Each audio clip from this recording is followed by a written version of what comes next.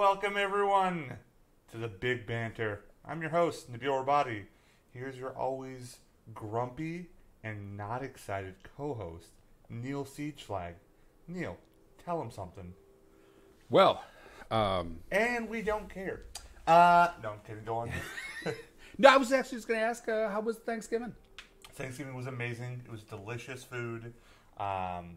This is a kind of a big Thanksgiving, as my girlfriend joined us for Thanksgiving. That was the first big family event with my girlfriend and the family. So they voted her on the island and you off the island? Absolutely, yes. I don't know if they understand how that works. It's kind of a package deal, but they like her a lot more than me, and they've known me for 30 plus years now. Well, that would explain why they like her a lot more.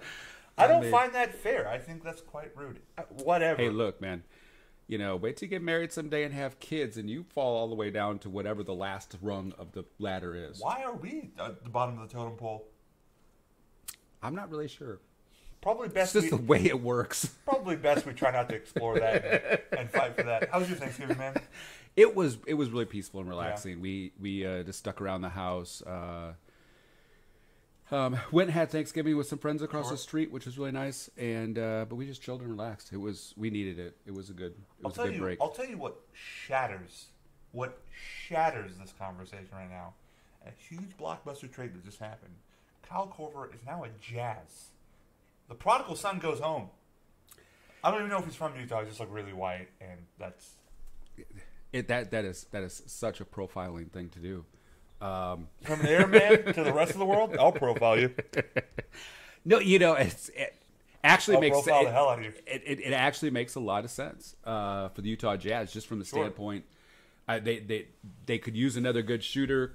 Kyle Korver is doing nothing for the Cleveland Cavaliers, but then I don't really think anybody's doing anything for the Cleveland Cavaliers right now.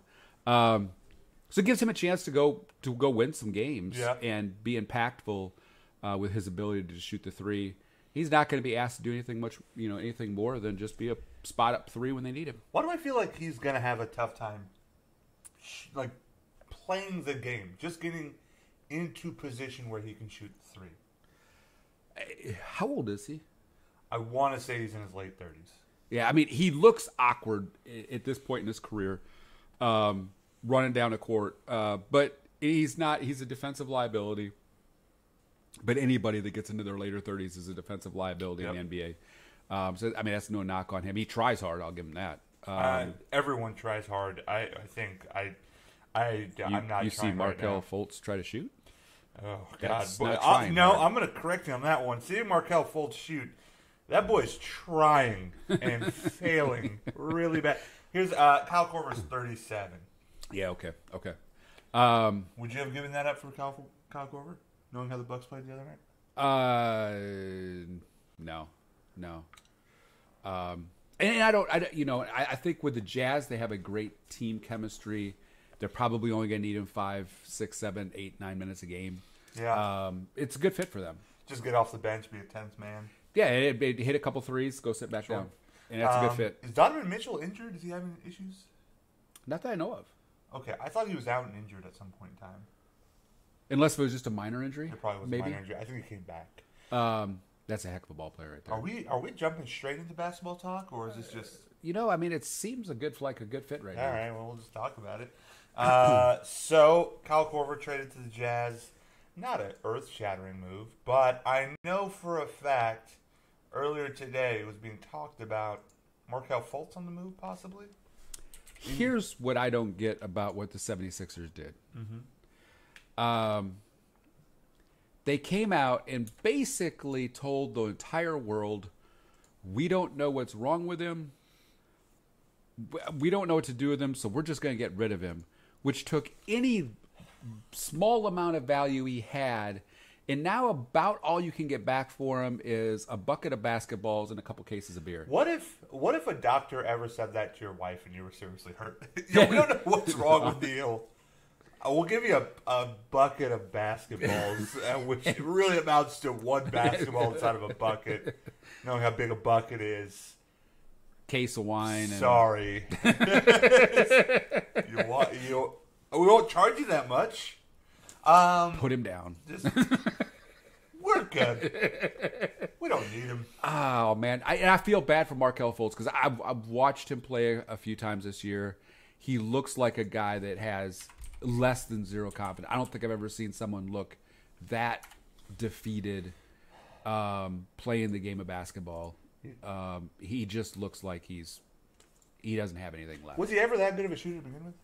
I'd say coming out of college, I never thought he was that great of a shooter. I thought he was a consistent. He was a creative scorer. Is Yeah, what he was. Absolutely. He had all the confidence in the world. I think people might have mistaken him for being Damian Lillard or maybe Russell Westbrook, but he never had the explosiveness. He was a creative. He was creative, scorer, but he never had that dead eye three that people wanted him to have. No, and I thought he was overrated coming in, and then put on top of it, he's the first pick in the draft. Yep. You got guys like Jason Tatum coming after him, who everybody mocked the Celtics when they dropped down to the 3 spot. How could you not take Fultz? How could you pass up on Ball and Fultz and you guys really wanted Jason Tatum, and it took about half a year for everybody to go, man, Danny did it to us again. Half a year? It was less than half a year. I remember this guy. That's his team exploding on the scene. Yeah, and that's his team. And I think it's a nice segue into Boston and the issues Boston are having right now. Too much talent, but not. It's not in a bad way. It's too much talent in the sense that every guy has a stake to the season, right? And they're all playing to win, but first playing to show themselves off. Yeah, it's. And I think what they really need to do, and I can't believe I'm actually going to suggest this, because the last thing Danny needs is more picks. Mm-hmm. But what they really need to do is take a couple of the guys, probably Terry Rozier, maybe, man. So we're looking at the roster and maybe Jaylen Brown. I don't know if I'd give up Jaylen Brown, but if you're keeping Gordon Hayward and Kyrie Irving. Let's hear what you have to say. What is the idea? But the idea is to take some guys that really need the minutes, and move them for more picks and some role players. Because you still need the depth. They just have too good a depth, which is a really weird thing to say. Everybody needs the ball. Everybody needs to. And Terry Rozier and I don't know about if I'd do Jaylen Brown or not. And honestly, if all things were being said, I would do Terry Rozier and Gordon Hayward, but Gordon Hayward's still trying to work his way back from that injury last year. I think by the end of the year, Gordon Hayward's going to be good. Here's by the trade deadline, he could be very movable. There's another factor going on there, right? So whose team is this? Is it Browns? It's Tatum's. Tatum's? Is it Kyrie Irving? Kyrie Irving just left Cleveland because he wasn't going to play anyone's second fiddle. Now you're telling me he's going into a situation where you're going to play a little second fiddle there, champ. This is Jason Tatum's team by all means. He's playing second fiddle, absolutely. Now, here's one thing that I thought was interesting. Kyrie Irving comes out and goes, "Hey, we need some senior leadership in this locker room." Yep, dude, you've been in the league 8 years. Is that not you? It wasn't he complaining about the fact that he had senior leadership in Cleveland? I just don't. When I watch interviews with Kyrie Irving and I just see how he is, he seems like it's not my problem kind of guy. And he's cool and easy probably to deal with, sort of, but also has a little bit of an ego when it comes to the game of basketball. He seems to... I think he hit it head. I think it's probably something along the lines of "Don't ruffle my feathers," and that's when he gets upset. Hence LeBron James. Well, and I think with Kyrie Irving, he's an incredible basketball player. He seems to be very easygoing off the court. Sure. I don't think he wants the pressure of leading the team. He just wants the recognition of this is my team, which is a weird, so weird quandary to be in. I think that's probably why he's infatuated with Kobe so much. He's infatuated with that aspect of Kobe, where he forcibly made it. This is his team, and I think that's why he wants to be in New York or Brooklyn or just name somewhere that's, I don't know, trash. Because he Well- wants that from scratch type. But he also wants to bring guys with him because I mean he wants to. He's still wanting to bring Jimmy Butler to New York with him and go to the Knicks or KD. Sure, but I think is the it's better because option. they don't mess with each other's floor space. It's very true. It's very true. LeBron messes with KD. I'm sorry, not KD. LeBron messes with Irving's floor space. They both essentially kind of do the same thing, right? Like it's both ball in hands, both working a slide. LeBron basically made Kyrie a shooter and probably a better shooter, but just by the way the game was being played. Now Kyrie's in a situation where he has shooters, but you're not the alpha in this situation. You're not the big dog. You know, I think what'll happen down the road is the same thing that happened with Kobe and Shaq here just a couple of years ago. Sure, it's I think more there's than gonna be- one piece. I think there's going to be a point in time where Kyrie Irving pulls LeBron aside and tells him, "My bad. I should have stuck it out with you." Yep. Because I think that he doesn't appreciate what LeBron did. He appreciates the fact he got a ring. Sure. But I think he thinks that, hey, I can go, do this somewhere else and do it myself and show the world. And it's not an easy task to do. No. And I think he's going to get to that point in time where he's like, man, I really wish I would have, I don't enjoyed know if, the time with I don't LeBron a little understand more. how it's so difficult for. I get it. I don't understand how it's so difficult for basketball players to think in the sense of I don't need to make all the points, right? That's Yeah. what Michael Jordan came to the realization to. I need my teammates, trustful ones. I need them to be better than what they are. And if they're not, I'm going to punch him. I'm gonna That's a punch different Steve story, Kerr though. in the mouth, and I will be honest with you. I just want to hit Steve Kerr in the mouth. How can you not want to hit Steve Kerr? No, I'm kidding. Steve Kerr. It's hard for me to believe that Steve Kerr got in a fight with Michael Jordan.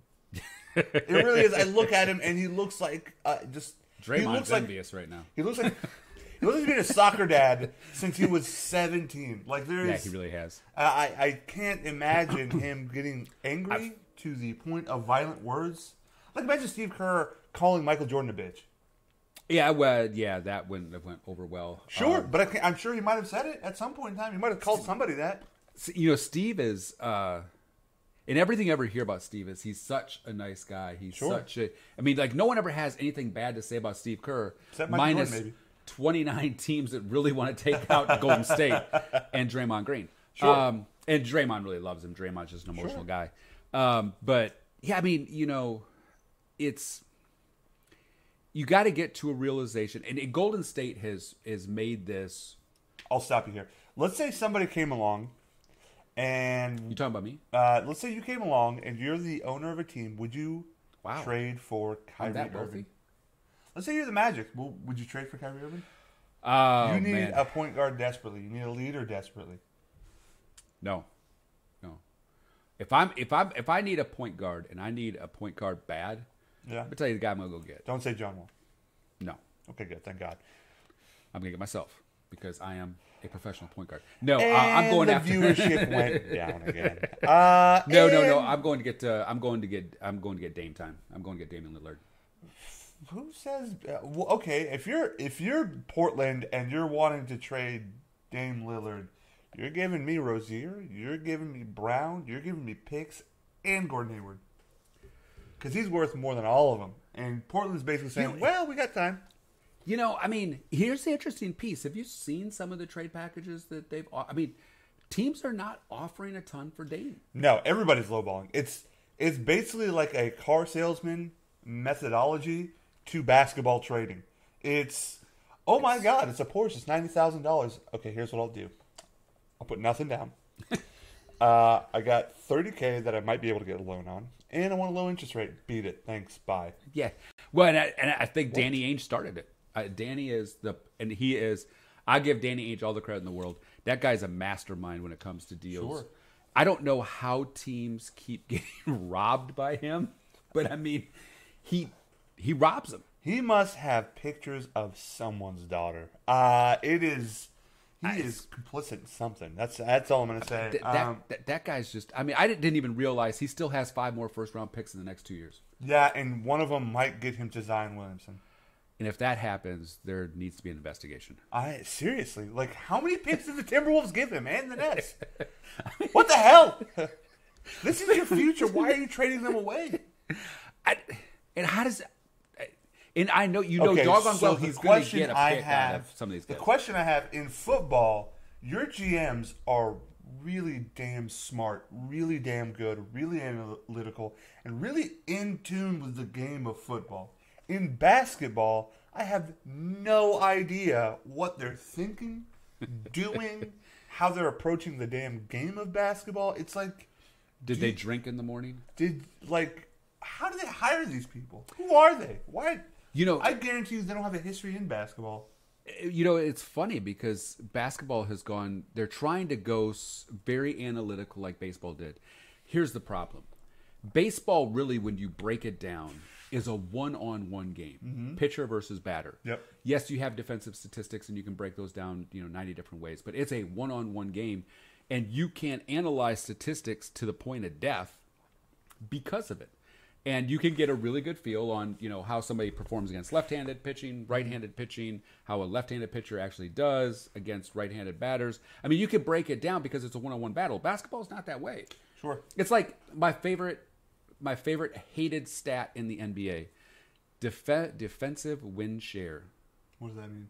That whole defensive win share statistic on how good you are in defense as an individual. Okay. Really? How do you... So if you have a bad overall defensive team, you will not rank high in that. Even if you're a great defensive player, you won't rank high because your team is a bad defense. It's also, not a one-on-one defense game. In basketball, like when you're a kid and you played basketball, defense is very different, right? When on the playground, it's just you and that person. But in basketball, the actual way it's taught is a lot of communication and a lot of assignment understanding, right? Like, what do you do in a pick and roll situation? How does your team like to play against that, right? It's like saying, are you the kind of team in football that likes to blitz on third down, or do you like to have everyone passive and rush three, right? Do you go over the screen or do you go under the screen? Do you play guys towards the baseline or towards the free throw line? It's all different, and that's an understanding of basketball that I don't think people get. Which actually brings me to this point. Analytics in basketball is very... There's some places it's good, but there's a lot of places. Okay, so and it's the recent, the recent trend of 3-point shooters that has taken prevalency over a lot of things. And what you're ending up finding is we are starting to formulate opinions of who might be a bust and who isn't a bust. We're talking about Markelle Fultz, right? We just talked about how creative of a scorer he was. He's not a great 3-point shooter. He has the ability to shoot the three. We have, with the Lakers issue right now, right? Lonzo Ball has the ability to shoot the three. Brandon Ingram has the ability to shoot the three. But they just played against the Nuggets and couldn't hit a three to save their life. And Brandon Ingram and Lonzo Ball aren't not-dead shooters. But where do their qualities there lie? In a lot of other places, like defense, slashing, rebounds. Yeah. I just think the analytics and the advent of the 3-point shot is highly overrated because basketball players do much more than just stick by the 3-point line and NBA 2K it for a three. Except for Steph. They are anomalies. Yeah. They are such anomalies. It's insane. And as much as I love Steph Curry and his game is phenomenal, he has done, I remember a couple years ago somebody came out and said, he's been a big detriment to college basketball and high school basketball. And I thought, man, he's a fantastic. But, I took a closer look at it, and I'm like, he is, because he's so good at shooting a three. Sure. He makes such an impact at shooting that three. Now everybody thinks they can do that. I was something interesting, right? And this is totally off. This is sports in general. This was like a year or two ago, and this was after I was done training. My brother owns a gym here in Round Rock, actually technically Pflugerville, Bravati, Brazilian Jiu-Jitsu and Muay Thai. And we would hang out, we'd talk in the office, and something they were talking about was somebody beating Usain Bolt's record in something where it's like a 0.1 of a second. And what they're talking about with sports in general is that you see the limits in which the human capabilities are tested, right? And it's almost decade by decade. You see one set of barrier created, right? And this then becomes a marker, or this then becomes a marker, right?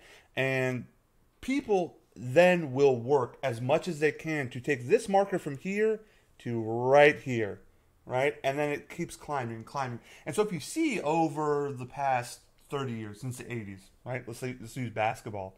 The three-point shot has been there since the 70s. The 80s wasn't really used. And then you had somebody like Reggie Miller come on the scene in the 90s. And then, boom, the three-point shot was a threat. And then the late 90s came, and then you had someone like Glenn Rice. Boom, the three-point shot became a threat.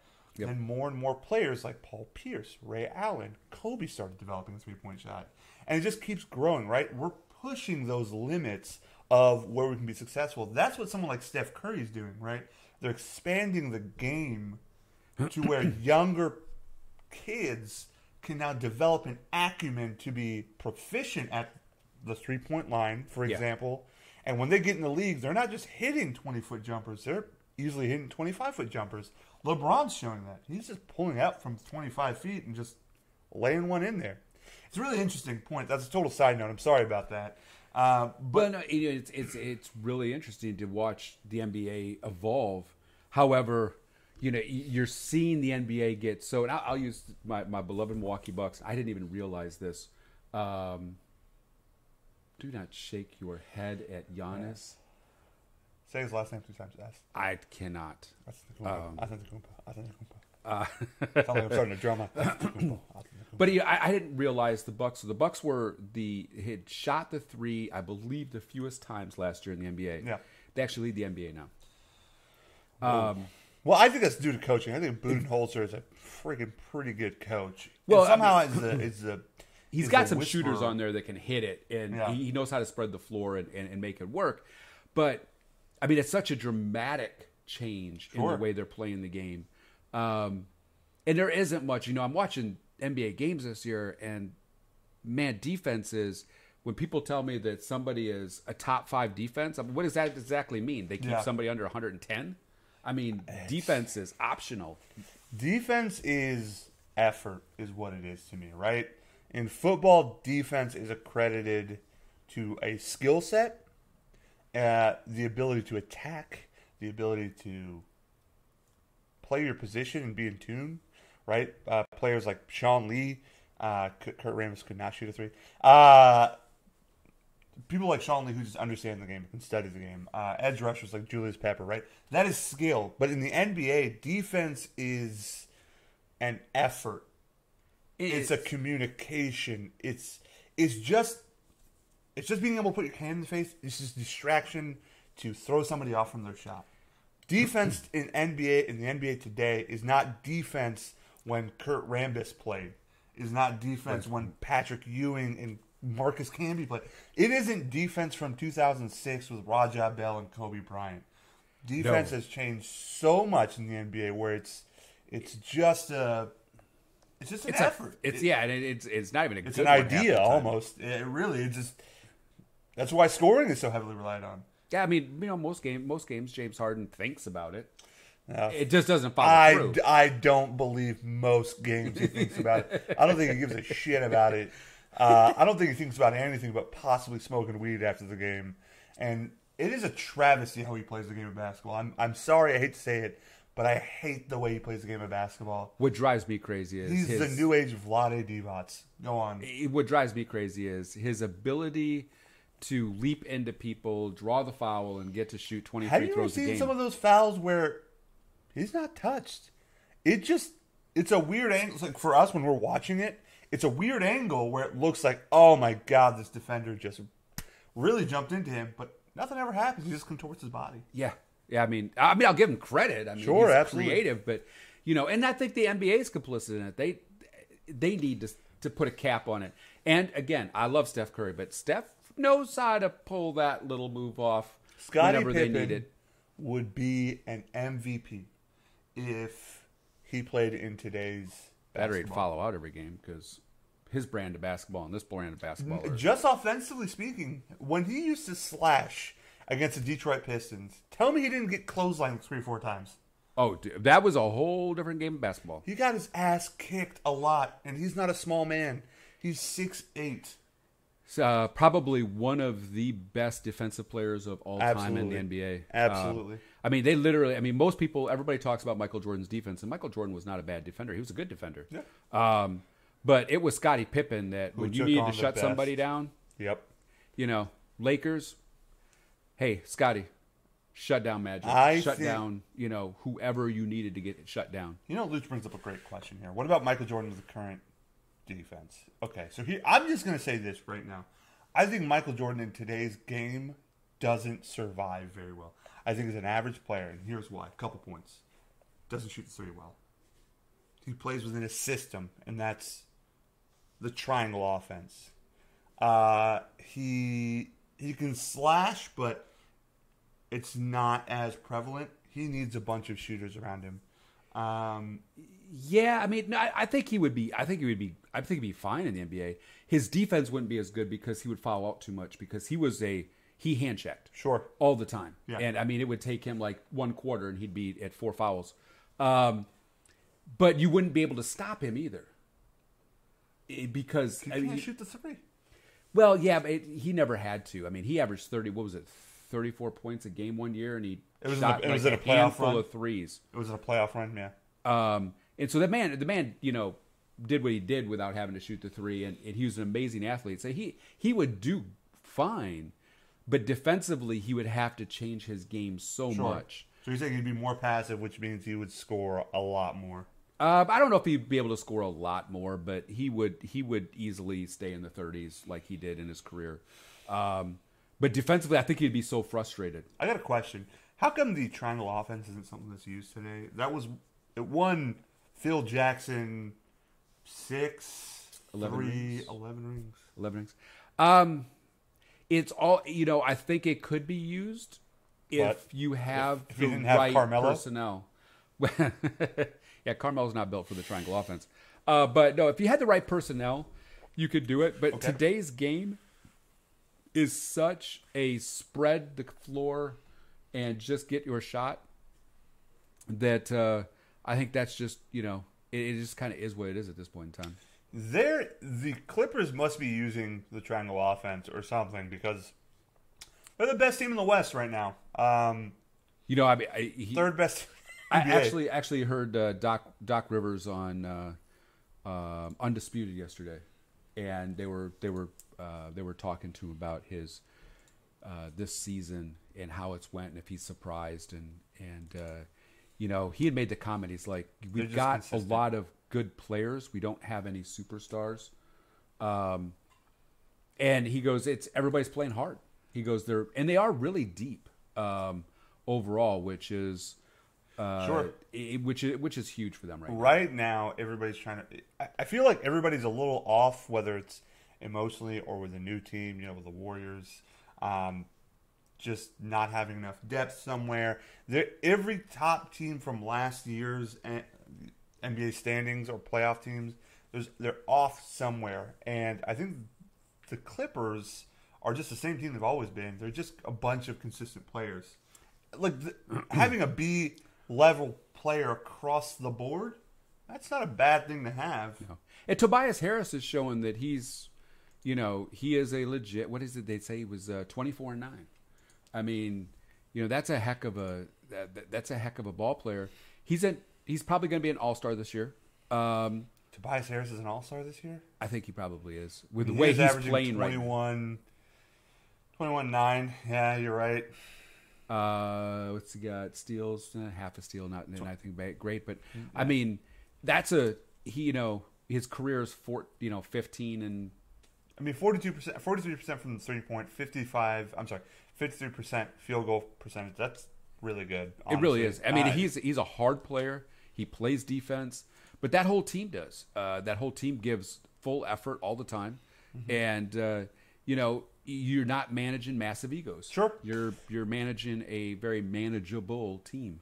I'll say this. Next week, somebody else is going to be in first. Absolutely. Still early. If I had to guess if you had to make me guess today who would be first next week, probably the Nuggets, But then again, last week I thought the Lakers would be in first at this point in time because they had nothing but an easy schedule ahead of them, and I thought they would capitalize. But although the Magic are a little bit better than most people give them credit for, they're a tough team. They're going to be. They'll probably end up being like. They'll probably end up winning 40 to 42 games. Probably an 8th place team. True. Yeah, they'll be in the 8th place. I don't see the Wizards, the Nets, the Heat, Knicks, Bulls, Hawks, or we won't even mention that last place team. They just got rid of their best player, Kyle Korver. God. Yeah. And Kevin Love is hurt with, I don't know, some injury that no one's ever heard of. Again, it could be next week. The Trailblazers are in 2nd place, and the Spurs are back in 7th, and the Lakers have dropped out of the playoff. It's early. It's early. It's early basketball. It's fun though. I enjoy it. I can't watch ESPN for about a day after the Lakers lose because it just hurts my feelings. It's rough. I mean, in every game is an overreaction. It feels like. I know it is. You know, they played a terrible game last night. Look, there's 82 games in the season. There's going to be a handful that you just don't show up. Sure. And I kind of look at it and go, okay, they just didn't show up. No big deal. They're going to be. You watch the highlights of that game. No shots were sinking it. They were there, and they would in and out, in and out. And by the third quarter, you're watching guys just, you know, the Lakers quit playing defense. They were just watching Denver score. It's like, oh wow, that's a pretty shot. Ended midway through the 4th. I mean, it was just like, okay, whatever. What are you doing? And it happens, but it's the overreaction that kills me. It's it's the, oh my goodness, they're going down a hole, and then all of a sudden they win a great game, and it's like, oh, see, I told you they're going to win 60. Hey, let me stop you real quickly. Hey, Luch, do we sound like robots again? Because I swear to God, if we do, I'm going to be really upset after this recording's done. Go ahead and answer that when you get a chance. Back to this. As far as the Lakers go, I do think they're forcing a lineup right now with Kuzma, Ingram, and LeBron. I just think somewhere someone doesn't fit. It's Ingram. I think Ingram probably Kuzma and LeBron seem to really, really gel well. Okay, so, great. I think that those two work well together. I think Ball works well with them. I think now that he's understanding, Ingram's the odd man out. I can be aggressive. Sure. When Ingram is aggressive, when Ball is aggressive, that team's doing really well. If Ingram was a lesser player, and you could put him on the bench and bring him off the bench and kind of lead that second shock troop, that'd be one thing. But he's not. I mean, so to leave him on the bench that long doesn't make any sense whatsoever. And so, what do? I think you got to move him and get something real good for him. Personally, I would love to make a trade right now for Bradley Beal, okay? But I have to keep reminding myself that if we trade for Bradley Beal right now, we will not have an opportunity at someone this summer, and then you can still trade for Bradley Beal because of how the cap works. Ingram is due to be re-signed, I believe. One more year? I thought it was this year. Was it this year? I think it's this year. I think he's due for an extension. Regardless, you can still trade him. You can still trade Lonzo. You can trade whoever you want to trade, and get that. Really, what you're hoping for, and I know it, and I want to bring it out out in the open because you say Matthew Dellavedova, you're banned. No. You say John Henson, you're banned too. No. Okay, it's a legit starter. It's a legit starter. The guy that Nabiel really wants to see, and he's just afraid to say it, is he wants John Wall.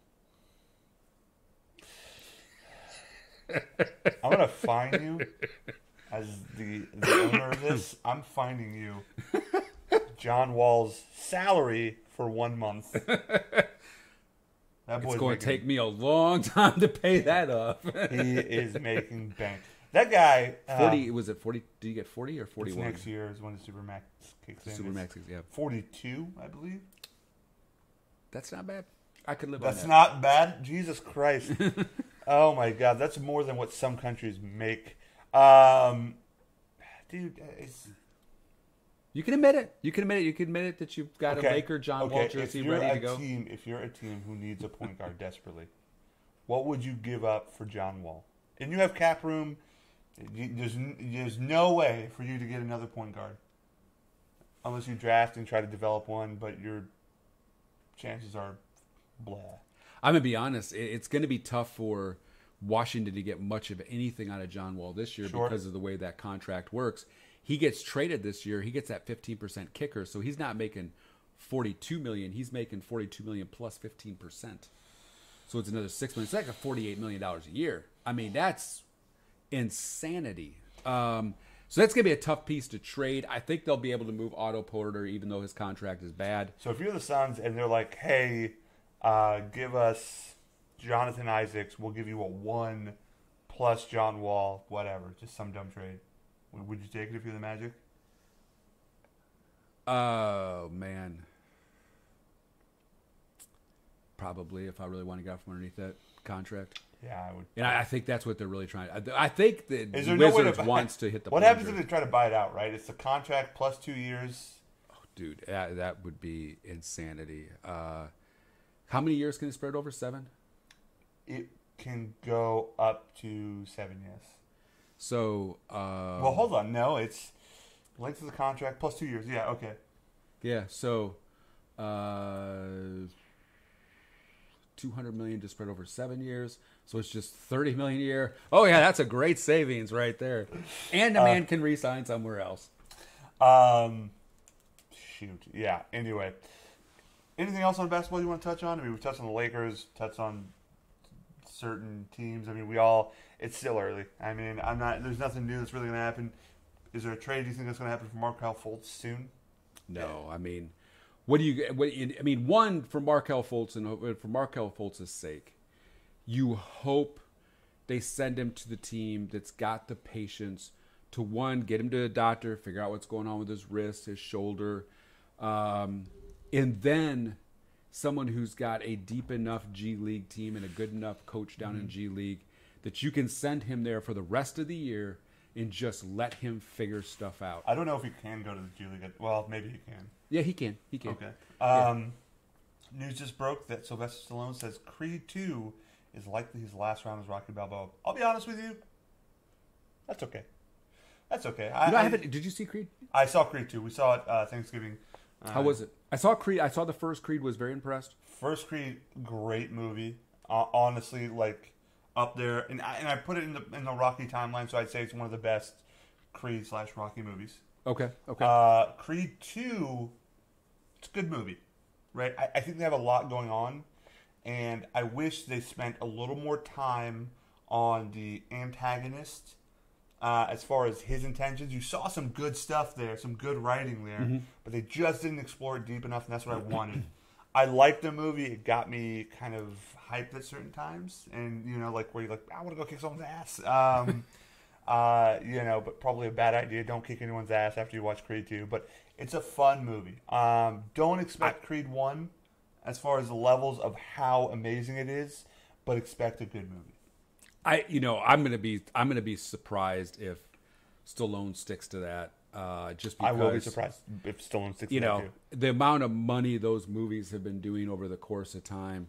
Sure. Man, they're gonna look at Sylvester and go $30 million, and Sly's gonna go, oh yeah, sure, yeah. I mean, I'm not boxing, so yeah, I can do this. Sly's good as Rocky Balboa, man. It's just his role because I think it's just Sly and how he thinks, and yeah, it's good. He's a limited actor. He always has been. So Lucha said, "Gotta eat lightning and crap thunder." I legit thought he's like trying to. I thought Lucha was leaving to go eat, and I was like, "What the hell is lightning? Like, what's that restaurant?" That's disgusting. They're telling us what you're crapping. You know what? I kind of want to.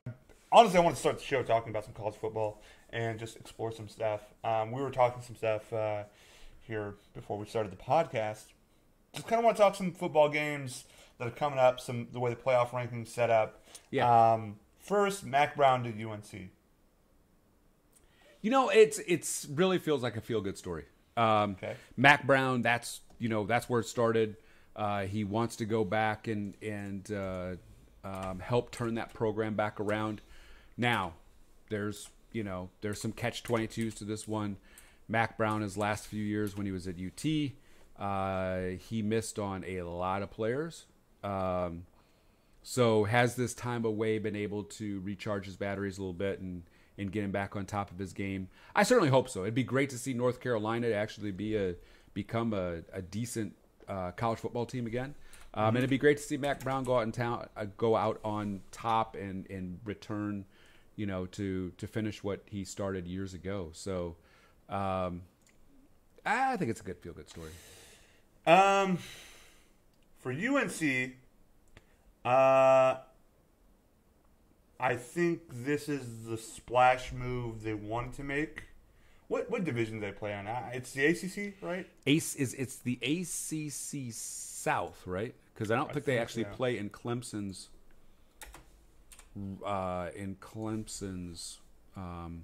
They play in. Not telling me. What the hell?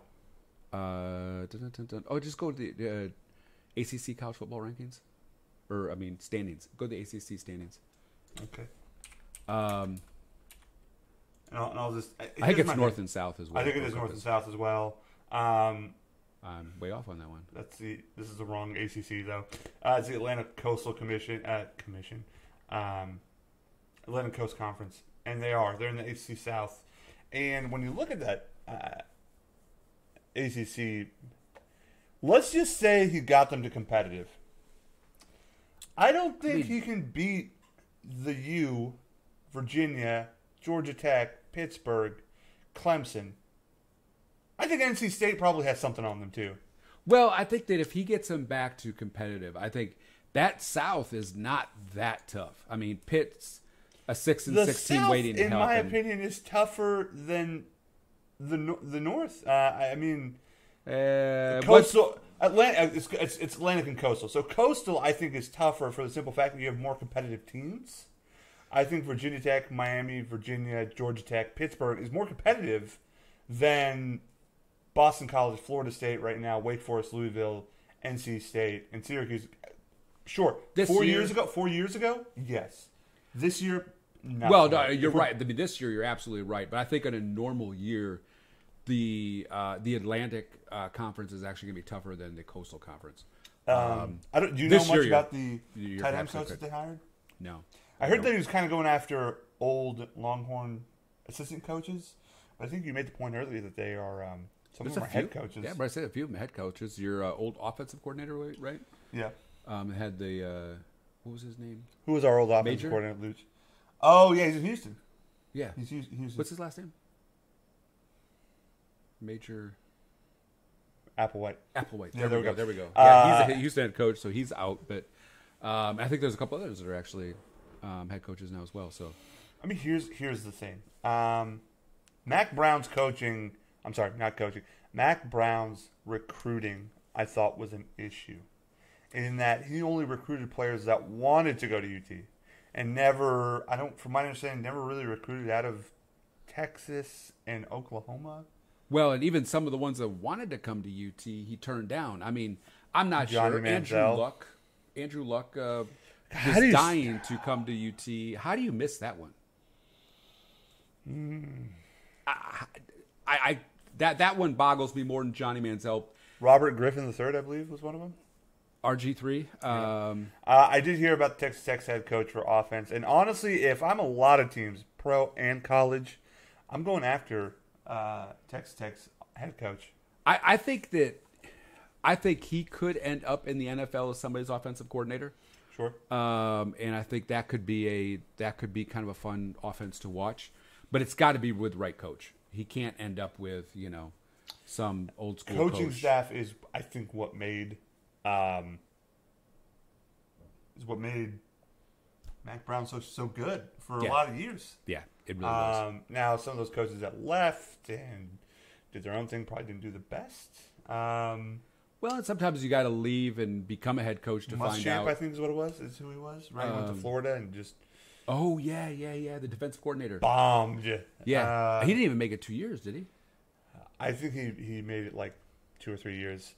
That was a wrestling podcast. How's it going? We're just talking about football, doing a little college football talk. Thanks for coming in. Welcome. I appreciate that the audio is being sexy. That's probably on my part more than Neil's. Most definitely. here's the thing. I will say that those comments threw me off for a second. And listen, he just needs. I don't know if he can turn the ship around. I'm just gonna say it. I don't think he can. Well, 67 years old. UNC is in such bad shape. All good. UNC is in such bad shape overall. Any little improvement is going to get them going in the right direction. And so I think that's what they're looking for right now. Yeah. Is can he get just a little bit of an improvement? But Mac Brown, you're right. Mac Brown doesn't have. When you're at UT, you can. It's not a smart idea, but you can demand. Hey, do you want to really come to this college because we are UT? I want to see you pull that off at North Carolina and not be the basketball program. Listen, he can recruit out of the Carolinas. And I think the big thing is if he can get his way to Florida. If he could recruit in Florida. I just don't know if he will actually leave Carolina and go to Florida. So I mean, he's going to have to. If he doesn't, he's going to fail really miserably. Yes. Now that It's Real Wrestling Podcast is in here, I'm going to be honest with you. Neil and I, for the last month, have been talking about doing a wrestling podcast. It's totally like a long, like not a dream, but like a. We want to do it. It's just we're trying to find the timing on it, and we're totally. We want to do a real fun wrestling podcast. It's a blast to do. Sure. I mean, I've watched it since I've been a little kid, so yeah, it's one we really want to do. I would agree. So anyway, cool that we have you joining us. By the way, what do you think about OU being penalized for? Horns down this weekend. Petty lame. I don't like the part. I don't think it was that big of a deal that he did the horns down. It's college football rivalry. Like, why would you stand in front of that? That's just. That's a huge rivalry game, and you get this. It hasn't happened that often where you get them twice in 1 year.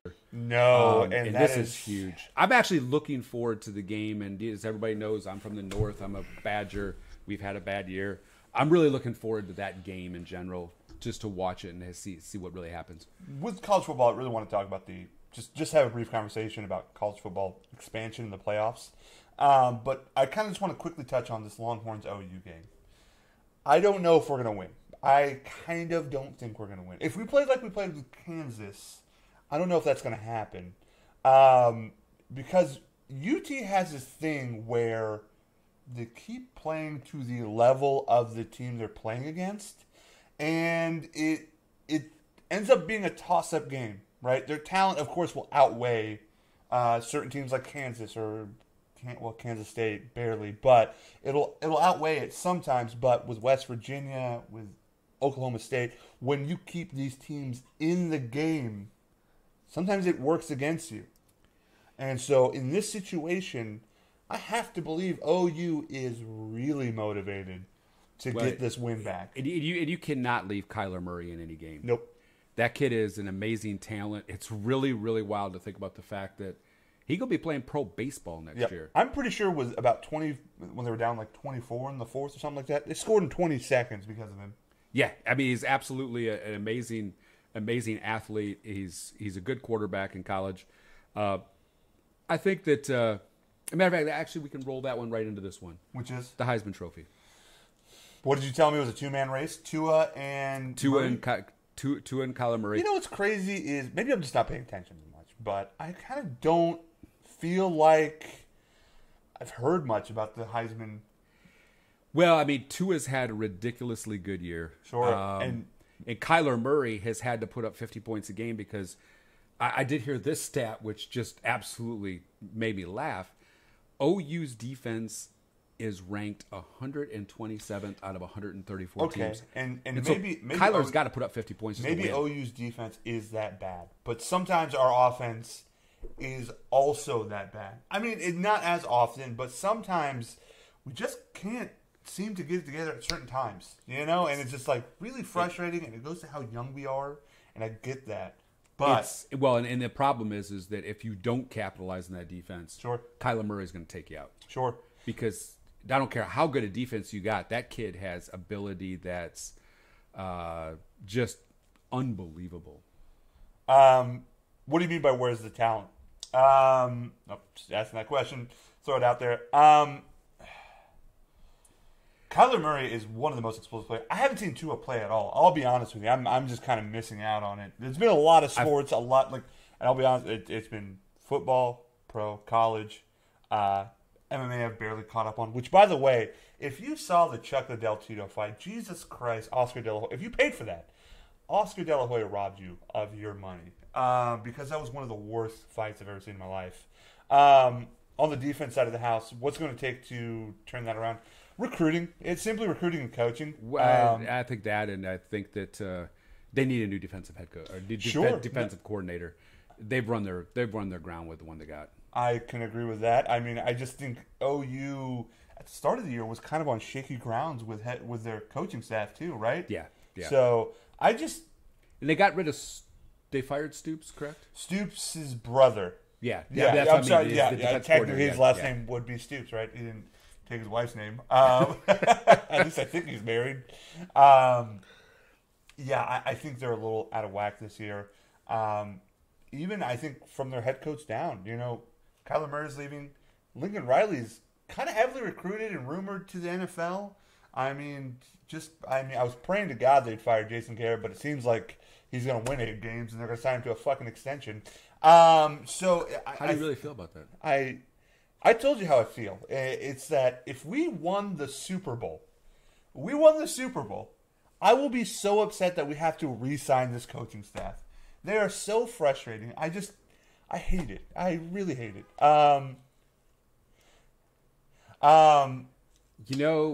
I would, at some point in time, like to actually get into, the student athlete and what it looks like in college and what really should be, at least my opinion, and my opinion is just that, worth about 2.5, 3 cents. Less than that. Okay, $1.50. But I would like to actually explore that one, and eventually here in one of the future podcasts, we're definitely going to do that. My quick opinion on the Heisman Trophy. I've seen just the highlights of Tua. Alabama has not played a great schedule. It's been pretty mediocre at best. Let me just back to the documentary. If it's a documentary, it should be on Netflix. It's called Schooled. If you've never seen that documentary, it is one of the best college sports documentaries you've ever seen. Great interviews, great take on how much these kids get robbed over the term student athlete. Definitely changes I think are happening, but they're certainly taking their time with it. And I think they're waiting for the student athlete and the media to gas out before the NCAA does. Because the NCAA is in no rush to give away money. Oh, absolutely. And that's just the bottom line of it. I mean, everybody looks at this and says, they're getting paid. They get their tuition. And I get that. They do get their tuition. But some of these athletes are destined for pro sports, get injured, never get a chance to go play pro sports. The university has made millions of dollars off of their name, and the kid is left with no shot to be able to play. So you have to define. You graduated with a degree? No. How long did you go to college for? I almost made it a year. Cool. And then they threw me out. Wow, I guess I did not know you very well. Let's put it this way. How many people do you know that work where we work graduated college? I would say it's probably 75%. 75%. We are just as successful without a college degree as they are. Yes. There is something to be said about the value of the college degree in today's society. It's diminishing. Especially with the cost of that education. Absolutely. I think since the 80s, the cost of the college tuition's gone up. It's either 300% or 600%, and I want to say it's like 600%. It's insane. Well, you think about it. So my sister graduated from college in 1991. Mm-hmm. And I believe she still has a $10,000 college tuition monthly fee to pay. I know. I mean, her entire college bill, I think, came out to, was it $6,000 a year is all she paid? Okay, I'm sure she's still possibly paying that. My niece went to the same exact college. She just graduated a year ago. Okay, Actually, a year and a half ago, and she paid $16 a year. That's not. So, and keep in mind that's a Division III college in Wisconsin. Yeah, we're not talking about a Division I college that is up to $40,000, $50,000, $60,000 a year to go to school there. If I ever have kids, the first thing I'm preaching is to go to school. Right? I think you should. I don't think you should do what I did and get kicked out. It's only under the guise that they don't know what they want out of life.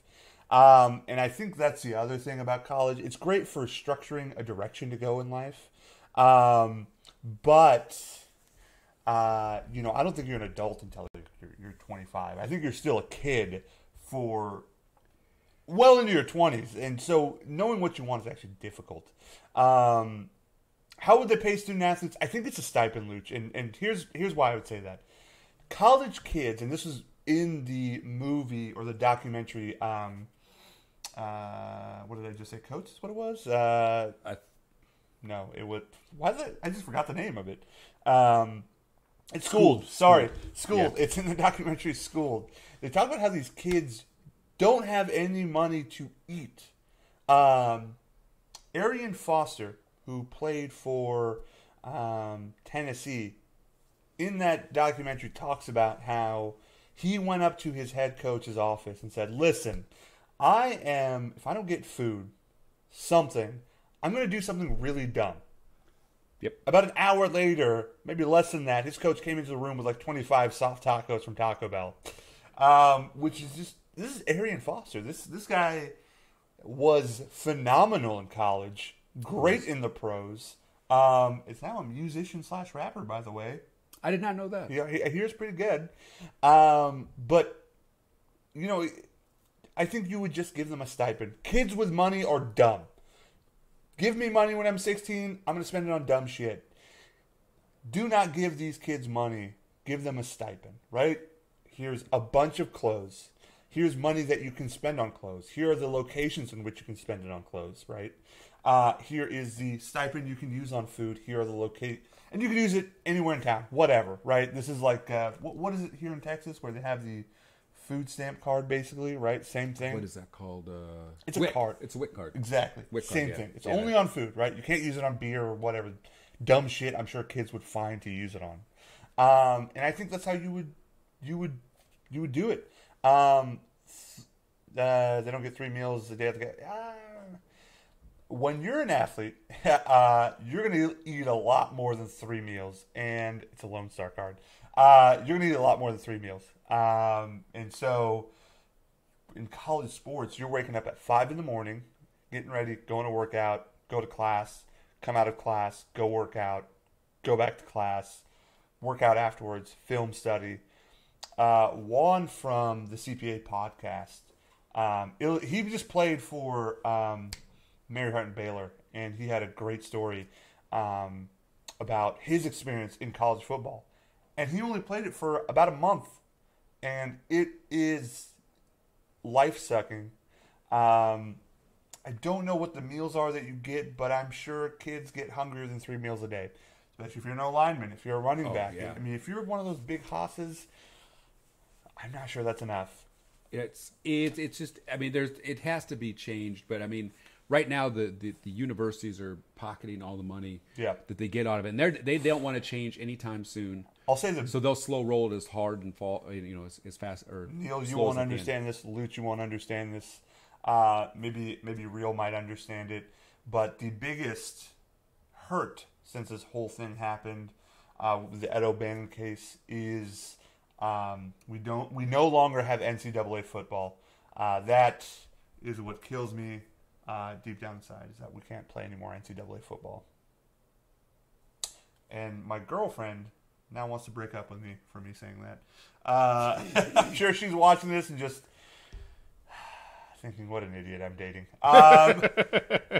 So no, I'm sure she already knew that. Yeah. Oh God. Yeah. She knows I'm a giant idiot.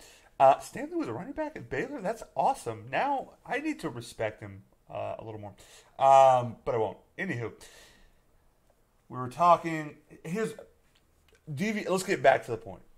get back to the main subject at hand. College football expansion. Forgot. There we go. Oh, yeah. College yeah, football yeah, expansion. Yeah. We're talking about it at work. How would you do it? I'm just curious to your thought. So would you just do 8 teams, let's go, or... So I'm doing 8 teams. Power 5 conference. Winner of each conference championship game is in. Okay. Why did my voice crack? Okay. Let's do it. Let's go. Okay. I think, and I don't know how this would work. I feel like, some of the other conferences need to have a representative. I don't know how you figure that out. But, let's face it. I mean, now I feel bad for UCF. UCF's quarterback got hurt. They have won, what is it now, 24 consecutive games, whatever Luch it is. is probably going to have that answer for us real quickly. That's because Luch is one of the best producers, no money can buy. And I'll be honest with you, nobody will buy. Luch, I got you, man. I wouldn't give you a great cent. Producer. I barely want to sit next to you. Go on. That's just disrespectful. It's the truth. It's the truth. But have that one where you've got the UCF, the capability to get in, and then you just take the best 2 after that. And I think that clears it up because you diminish. Last year you had 2 SEC teams, Georgia and Alabama. You diminish the rest of the conferences by saying, hey, this conference, we're going to give 2 teams a seat at the table, and it makes no sense. Each conference championship should be in there, and then you can figure out the conference, the USAs and Mid Americans, and is there a team in there that's worthy of being in the playoffs? So if not, then that's fine. So you would be okay with Buffalo and UCF playing each other for the 6th spot or the 8th spot? The 8th spot. This year you have a very good argument that UCF should be in the playoff system. They should be. Honestly, they should be. Yeah. Absolutely. If it warrants it. Now, if you don't have a UCF or, what was Boise State a few years ago when they were tearing up football, then, I don't think you have to be locked into, you need to pick one of these other, one team from one of these other conferences. I don't think so. I don't think so either. I think it would but you need to have that spot available for them and not cancel them out. But I think the big thing is the Power 5 conferences. They get their shots. They get their seat at the table. Each conference champion, and make that conference championship mean something. First off, Luch, I'm not even going to let you release yourself. You're fired. Okay, you go over to their podcast. You can have him. You can deal with those problems. It's real as recruiting out of here. By the way, please don't recruit Neil. You know what? You can take Neil too. This is a one-man show. Neil, get the hell out of here. The only thing Neil is good for, and Luch will remember this, is if I ever get an Instacart, somebody needs to go answer the door and pick up my groceries. Listen, I kind of like the... It's true, though. I like the idea of expanding it as much as possible. I like the idea of 2 teams playing for the 8th spot. I think it should be the 7th and 8th spot. Or you expand it to 6, and... you expand it to 6, and 2 teams get a bye. So you still have 4 teams, and then out of those 4 teams, they play the next 2 teams, and boom. I think that might be a lot more on a team like UCF would have to really earn those wins, and I don't know in the scheduling how that works. That might be kind of difficult. You might run into some NFL playoff issues and some Super Bowl issues, and from my understanding, is college football championship game going down in ratings or? No, I think it's still holding steady. Okay, cool.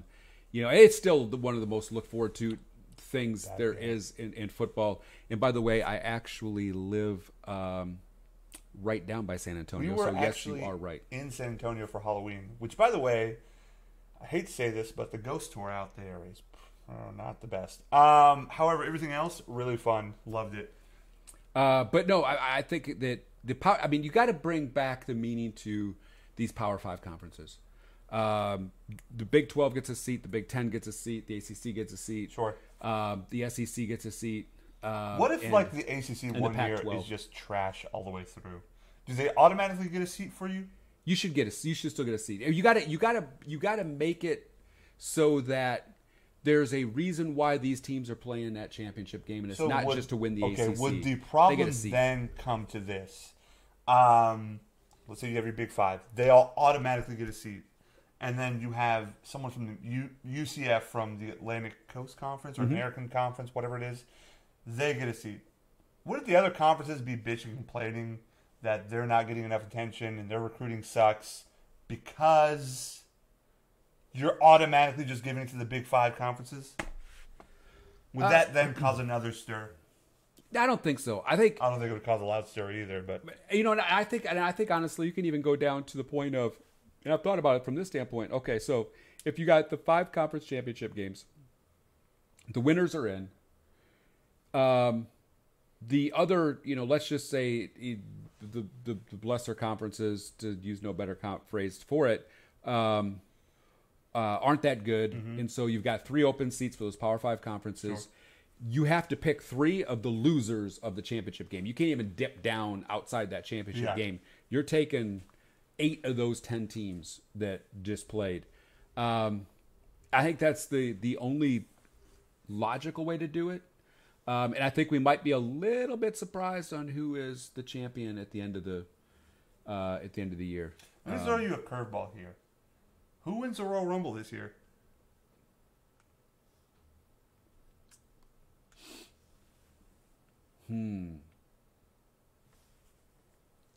I have a thought on that. Sure. There's a lot of injuries right now. I don't know what his timing is, but I think that might be a great time to bring John Cena back. If that happens, the world riots. I'm going to say Braun Strowman, runner-up McIntyre. Braun Strowman wins the title. Braun's out 6 months? No, I don't think he's out that long. I think it's 6. McIntyre. I think Drew McIntyre is a good choice. And Charlotte Flair. Anyway, yeah, thank you. Yeah, we riot. Anyway, let's go ahead and pivot here. Hey, man.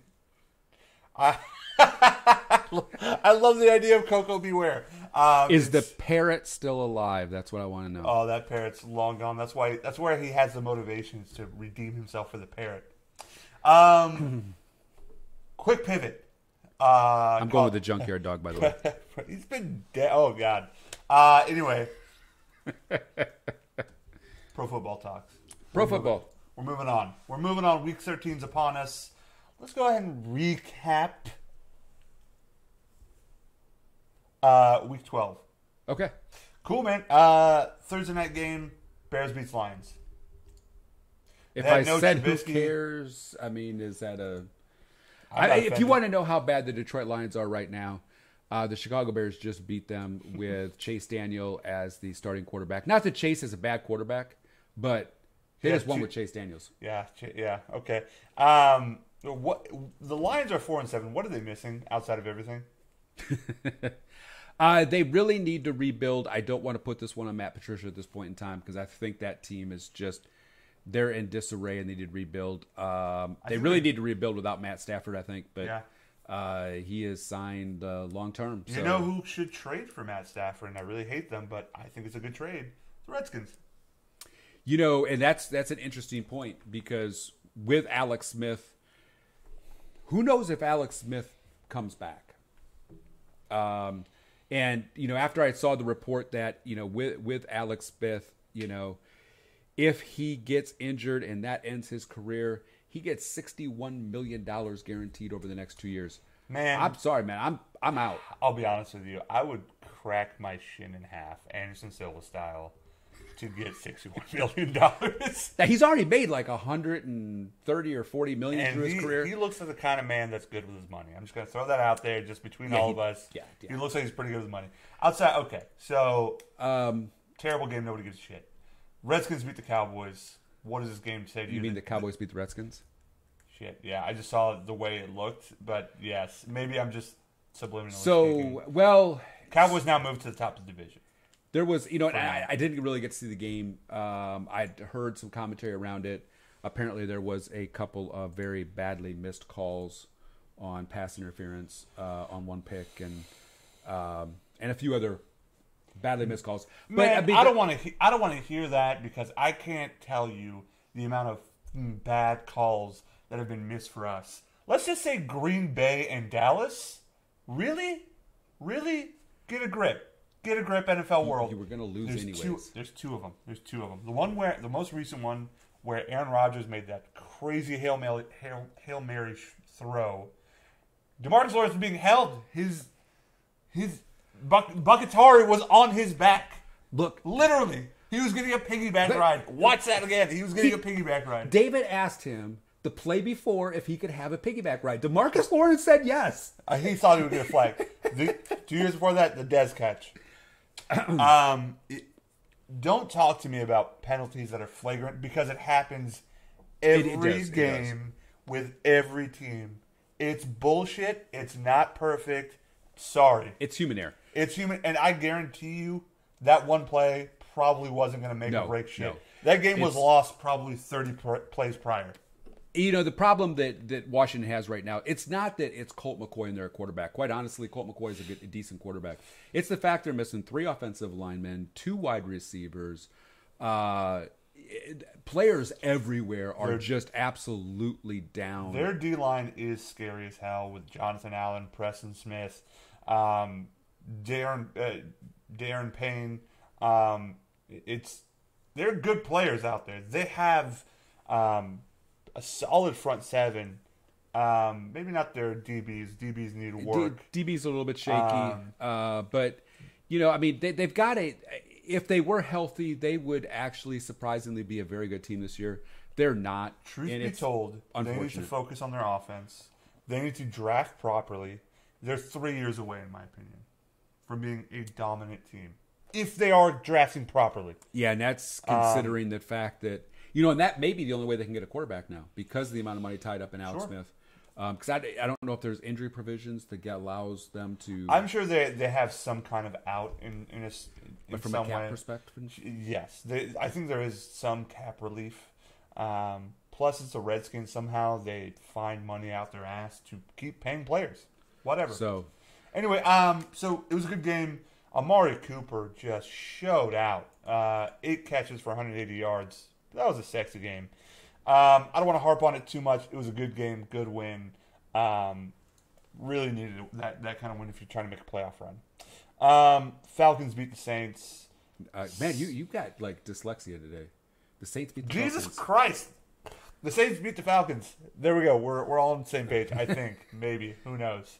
The Patriots won the Super Bowl last year against the Eagles.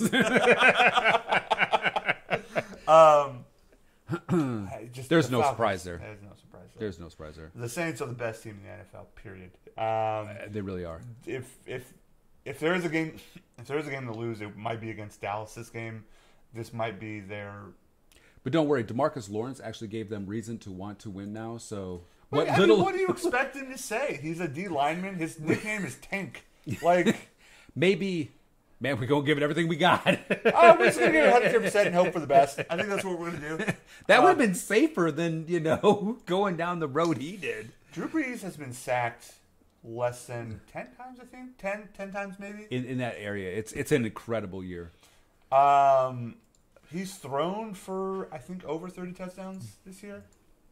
No, he's not there yet. I think he's 29. He'll get 30. 29 and 2. He'll get there. That's the part that gets me. He has 2 interceptions. Man, Aaron Rodgers is 20 and 1. Shut up. And we're terrible. That is true. Eagles beat the Giants. Got that one right. Wow, all right. First one. And a no one gives a shit game, really. What's impressive about that game is the Giants looked so decent in the first half, and they looked so awful in the second half. Yes. And I don't even know why I'm surprised anymore, but that team, somebody needs to. Tony Dungy said this about Green Bay, and I'm going to move this over to the Giants because it's even more applicable. You take all the coaches, you take all the players, you throw them into a bucket.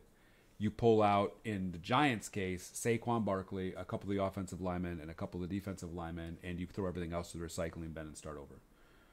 He actually said that about Green Bay as well. Green Bay, we'll get to that. I'll voice that's a an opinion dumpster fire at this point in time. I don't know if it's a dumpster fire, but go on.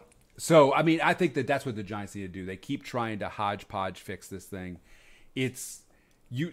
Eli Manning needs to retire. Eli, you've had a good run. You and your brother and your father have had great careers in the NFL. Eli, please, for the sake of Pete, just But the Giants keep doing it to themselves, too. The Giants keep giving him money. Yeah, what quarterback are they going to get this year? Let me ask you something. How old are you? Older than you. 47. If I came to you and said, Neil, for 1 year, will you play football for $11 million? 46. You would say yes. I would have said that for $1.1 million. Exactly. $30 and I'm there.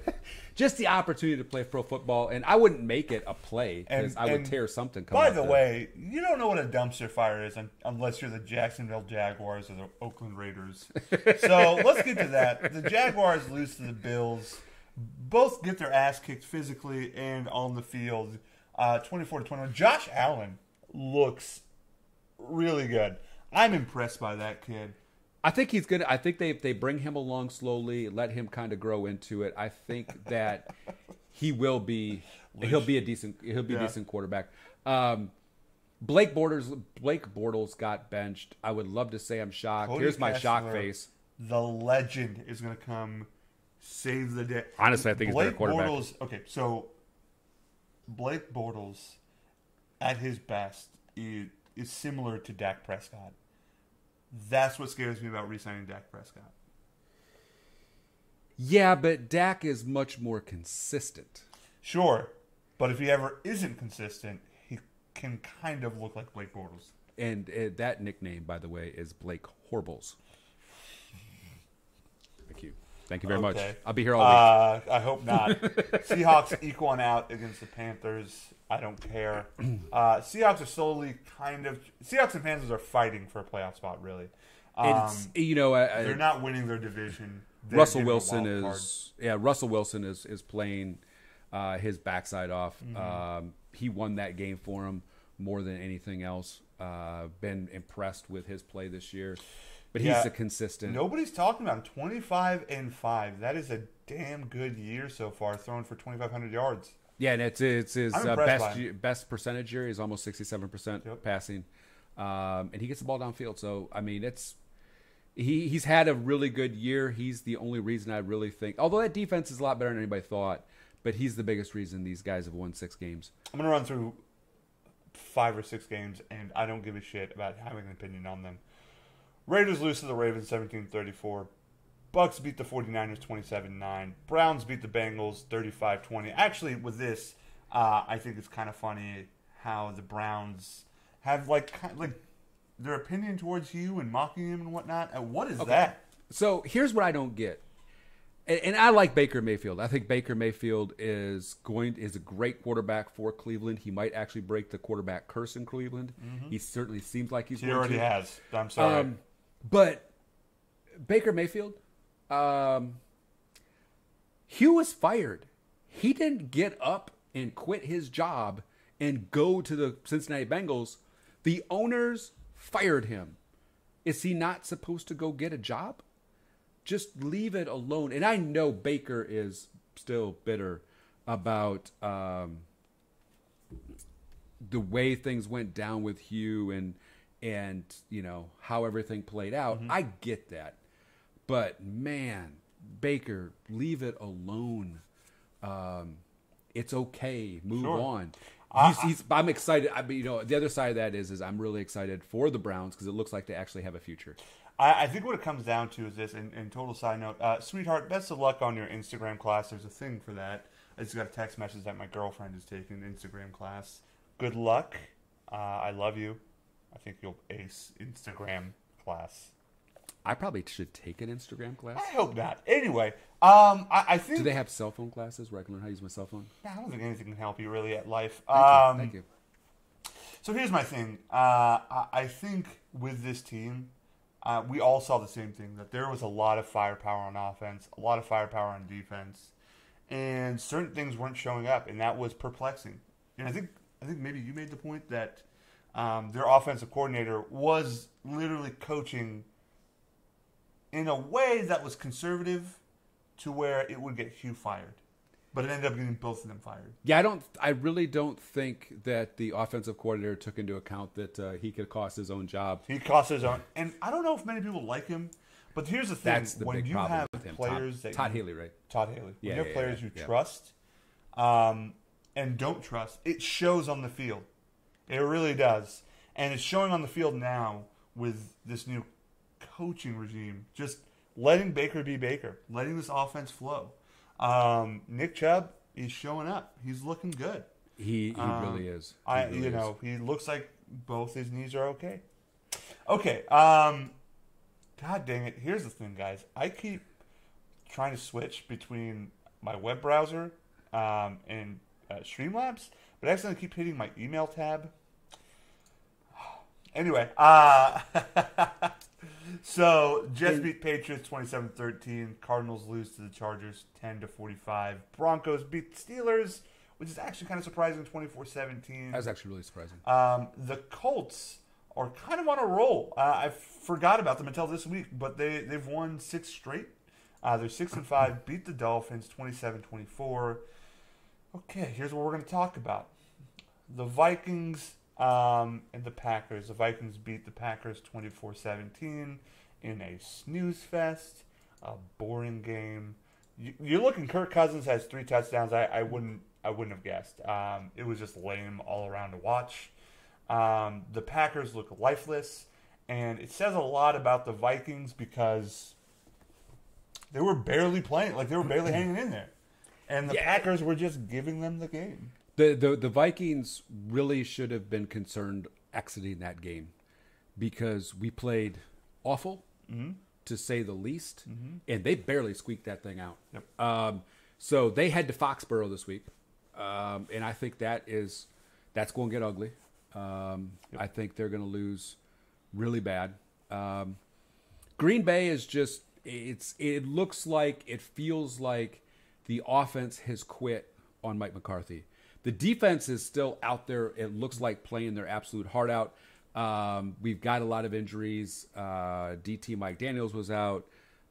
Nick Perry now is nicked and he's out. When is Nick Perry not nicked and out and hurt? Here's what I didn't realize. Nick Perry's contract, the way it was designed, we can just, even though he was signed to an extension, it basically was series of 1-year deals. We can walk away next year and not lose any dead money. A lot of talent. Can't stay healthy. That's, those two are in the same boat. And Clay Matthews is now 33, 34. Clay's not going to be back next year. I mean, he's playing better than he has the last couple of years, mainly because he's been healthy. But it's just not worth that $13 million contract that he's got. And I think, and Tony Dungy's actual quote that he had made the comment on was he would take all Green Bay's coaches and all Green Bay's players, throw them in a bucket, pull Aaron Rodgers out, Aaron Jones the running back, Devontae Adams, 2 linemen on the offense, 3 of the linemen on the defense, and a couple of the DBs, and he would put everything else in the recycling bin. I think it's dead on. And you're talking about a guy that is maybe the nicest man next to Herm Edwards that there is in all of pro sports. To see him go to that point of, look, man, just hit the plunger, blow this thing up, and let's start over. That tells you what he's seen in that team. I think you need to start over with the coaching staff. Yeah, well, and I don't disagree with the players. And I think he did an extreme there. We've got some good young players, but that offensive line. Look, David Bakhtiari is actually one of the highest rated pass blockers in the NFL. And sometimes he likes to get piggyback rides. I understand that. But in all reality, he is one of the best. Great at holding players. But he is actually one of the best rated pass blockers in the NFL. And he plays about 8 games a year. Yep. The other side, Bulaga, he's got the same problem. Tremendous. Both of them are all-pro tackles that can't stay healthy to save their life. Our center, Corey Lindsley, one of the top 5 rated centers, he actually can stay healthy, but he's all we got. And it's like, man, we were actually juggling. We had a guard go out in that game. Yep. His backup came in. The other guard got knocked out. The first backup guard moved to the right side, so the other guy can come into the left side. And then Bakhtiari went out. and people wondered why Aaron Rodgers was getting hit in 2 seconds. And that falls back on coaching. Got to develop players. Yeah. I mean, okay, let's just go to this.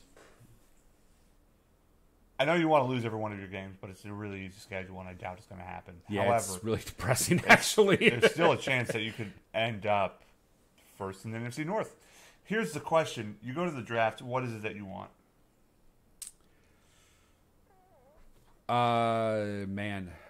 We need a safety.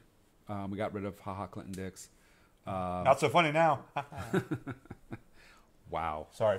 Got rid of Clinton Dix. Ty Williams has moved, or not Ty Williams. Tremont Williams has moved from corner. He's 38 years old back to that safety spot. He's never played it before.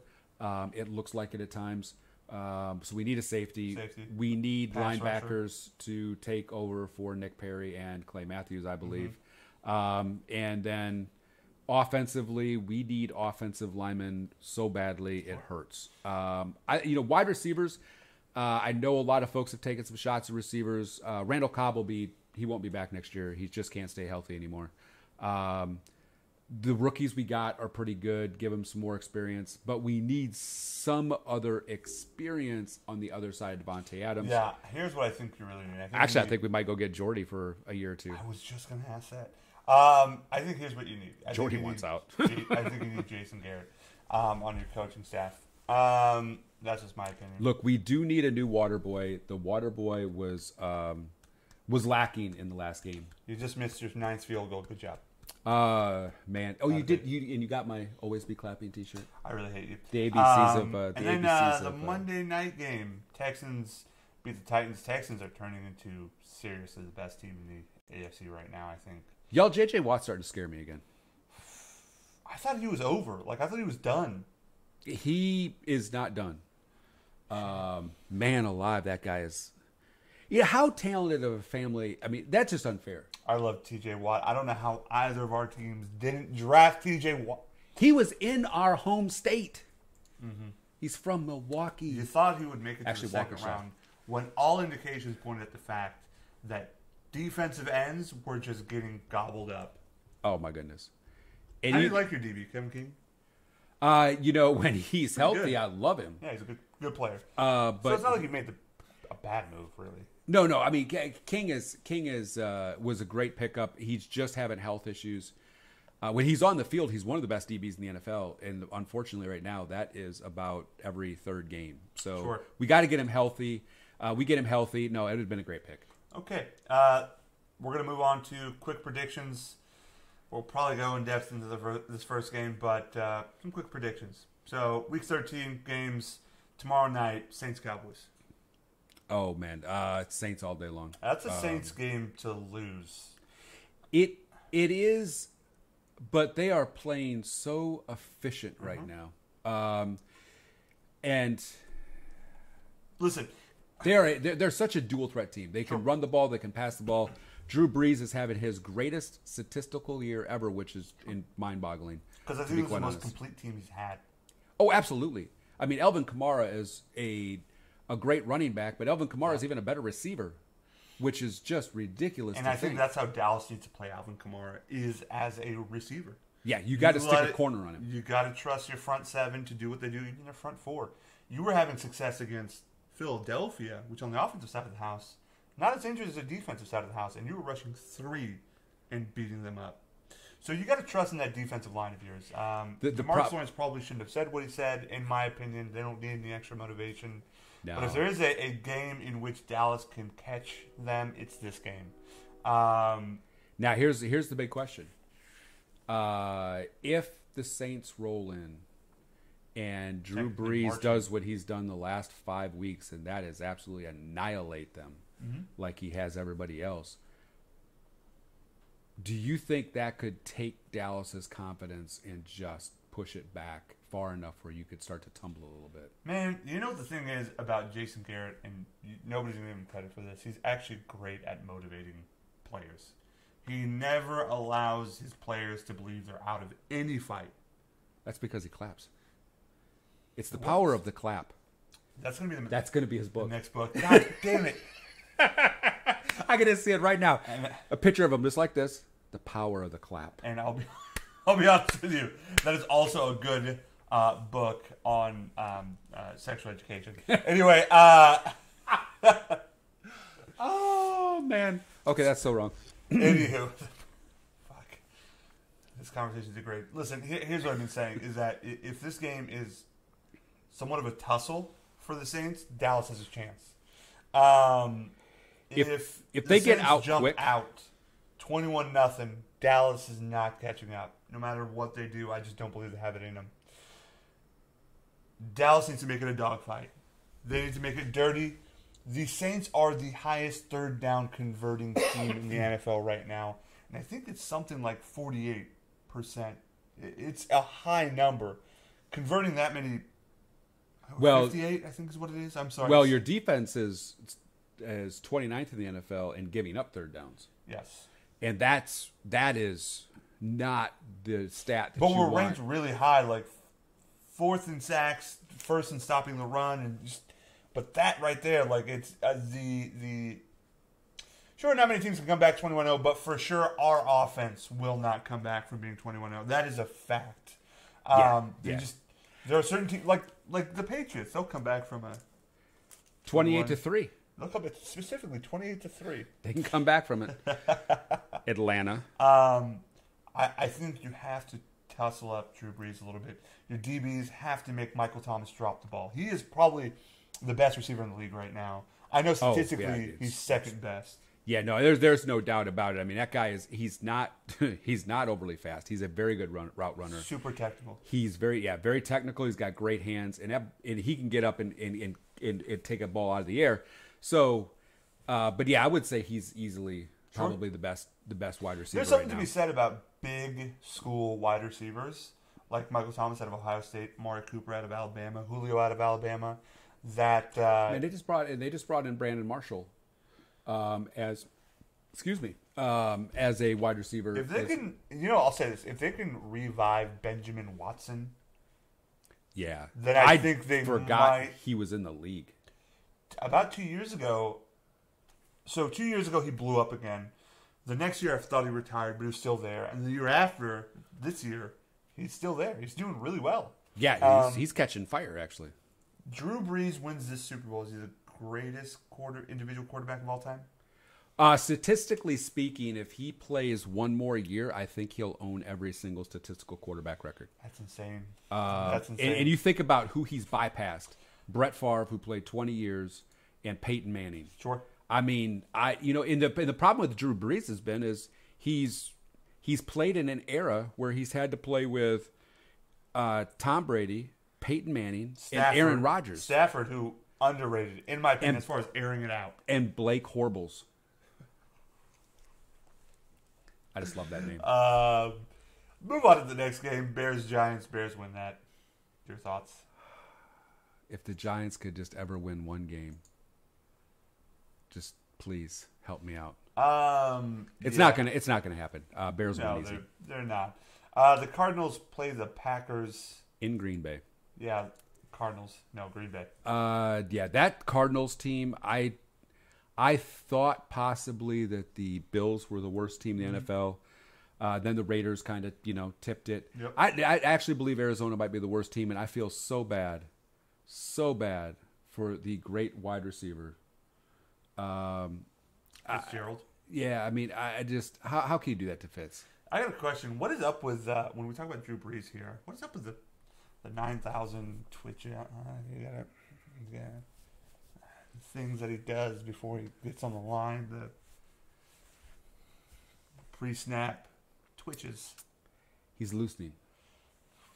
Man's 40. To eat some of the sacks that he eats, yeah. I mean, he's 40. It's like, wow, man. Colts Jaguars. It's the Colts. I mean, that team is. I actually am starting to get legitimately a little bit nervous about the Colts because they've got a running game. Marlon Mack is back. He's healthy. He's running the ball real well, and quite Andrew a Luck conversation is we've looking had good since the beginning of the year, where Andrew Luck. It was the end of some game, and they had to Hail Mary it, and they took Andrew Luck out, and they put in another quarterback and Jacoby Brissett in. No, Yeah, they did. They put It's Brissett in. Jacoby Brissett in. You know, and his arm keeps looking healthier every game, which I've been really happy for because a healthy Andrew Luck that's playing good is great for the league. It's been great to see that. But yeah, the Jaguars they're horrible. Browns Texans. That actually could end up being a real good game. The Texans are going to win it, but I think the Browns could make it a dogfight. I think the Texans. Panthers Bucks. Panthers will win. Panthers, I think, will win too. Well, it's in. It Tampa.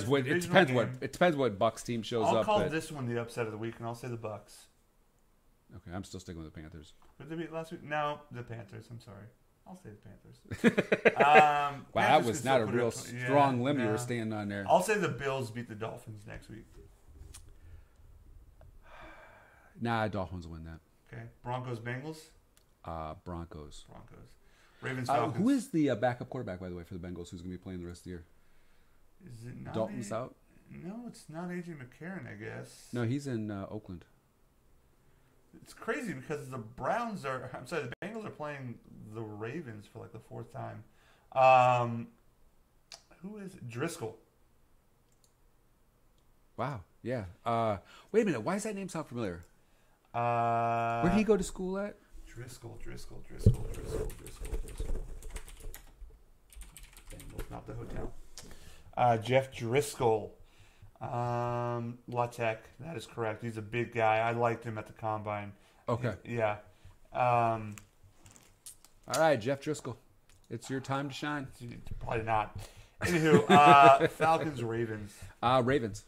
I'll say Ravens. Rams, Lion. Rams. And what might be considered Chiefs, Raiders. The Raiders. Go on. So the Rams, Lions, Chief, Raiders game. There may be APBs called for assault charges on both the Rams and the Chiefs. Those games are going to get. Sorry for the Chiefs. I'm actually calling Chiefs. Yeah. Jets, Titans. Titans.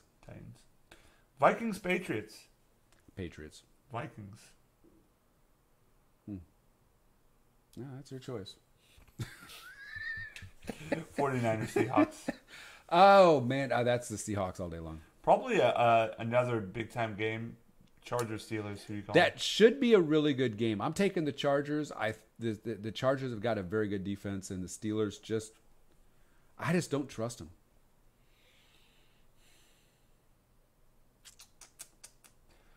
The Steelers can afford a loss here, and so can the Chargers. Shit, I don't know. Let me get back on that one. Redskins, Eagles. Eagles win that. Eagles. Wow, I did not realize the following Thursday night game is the Jaguars versus the Titans. Not a single person will watch that. That is going to have a Chargers, Steelers.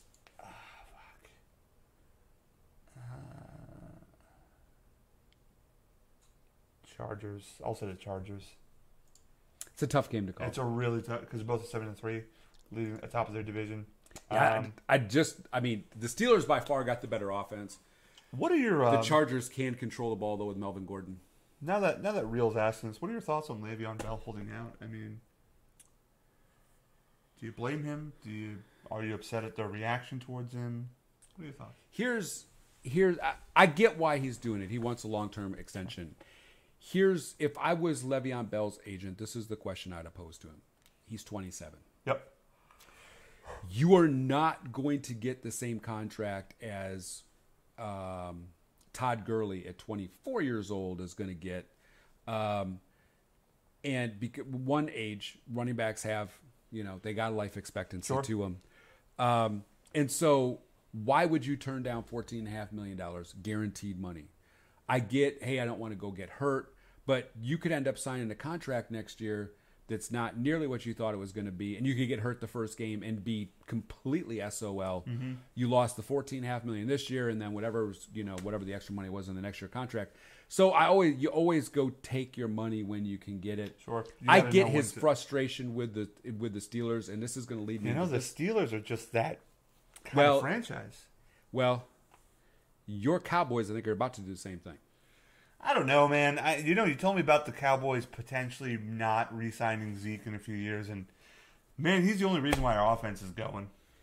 Well, here's what I think, and here's really from that one article I read, talking with Jerry and his priorities, and Zeke not even in his priorities. But here's really what it comes down to. I think Jerry Jones took a really good look at the Le'Veon Bell situation and went, oh, wait a minute. I need to make sure my cap space is good for when Jalen Smith and the tackling Dutchman.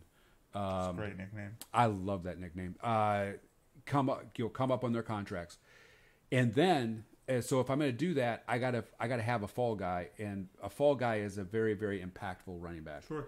So you take a look at it. You get 5 to 7 years when you run with that much impact. Okay. So 4 years in the contract deal. Franchise tag him. Run the life out of him. Franchise tag him. Run the life out of him. And let Nabiel sign him. And he's probably only got 1-2 good years left. It's actually from a business perspective, I don't like the franchise tag because it gives teams that capability to go do that. Yeah. Because with a running back, most positions, it doesn't matter. The NFL Players running Association backs are the only one that it really hurts. The NFL Players Association put the players in this situation with marijuana, with some of the domestic violence rules, with just the way they suspend people. They suspended Zeke last year for no reason. When a kicker came out, or a punter for the Giants said... Kicker, yeah, I beat my wife. I did it at the Pro Bowl. And it was like, all right, I won a game. Well, the NFL's inconsistencies are alarming, vast, to say the least. They are such a good old boy league and too conservative. However, to go back to this, yes, I agree with you. The franchise tag is terrible. And it's really only bad on the running back. If you ever take a look at all the rest of the positions, they don't have that life expectancy, but that running back has got that life expectancy. I'll say this. I believe in the Cowboys' ability to actually re-sign him, re-sign Dak, re-sign Amari, re-sign some of these big-name players. They know how to work within the salary cap, and they actually do a pretty good job. There were a lot of years where they were like, oh, my God, we're only going to have like $3 million for this free agency. Well, I think why would we give Tony this much money? And then they are able to free up the money. I think that the big reasoning behind that is Steven. Yeah, no, he's really good. And I think that's where the second piece of this puzzle lays. Steven is a whole different businessman when it comes to the NFL than Jerry is. Jerry wants to pay the world. He wants to hand money out to everybody. Steven doesn't want to pay anybody. And he's going to nickel and dime you. And I think Steven just took a look at the Pittsburgh Steelers. And I think what actually hurts Steven a little bit is the fact that they were able to get James Conner, and Conner's actually had a really good year. Statistically, it looks like he's going to have a better year than what Le'Veon Bell had last year. Now, I think James Conner fits that team to a T. Way better.